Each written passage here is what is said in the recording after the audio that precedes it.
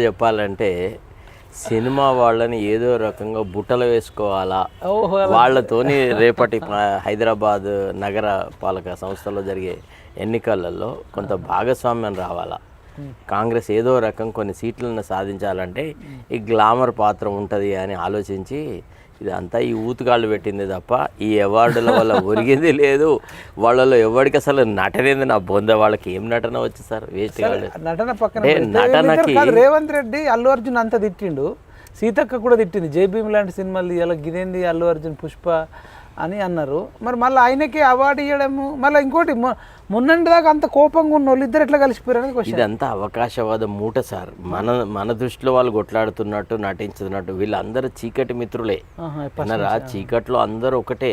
ఆయన చెప్పుకున్నాడు కదా, నాకు పలానా అశ్విని దత్ వాళ్ళ ఫ్యామిలీతో సంబంధాలున్నాయి. తర్వాత 4వ తరం నటులు అందరు నాకు తెలిసిన వాళ్ళే ఉన్నారు. 3వ తరం వాళ్ళను, 2వ తరం వాళ్ళని నేను చాలా ఆరాధ్య దైవంగా చూసిన అన్న ఎన్టీ రామారావు దగ్గర నుంచి మొదలెట్టినాడు. అసలు యాక్చువల్లీ రేవంత్ రెడ్డి ఒక గొప్ప నటుడు. ఆ ఉత్తమ నటుడు అవార్డు రేవంత్ రెడ్డికి ఇస్తే బాగుండేది. ఇన్స్టెడ్ ఆఫ్ వీడికి ఇచ్చిన చిప్ప ముఖం కథ కార్ఖానా అదేదో స్మగ్లింగ్ లేదు, అంతా చాలా చెత్త సార్.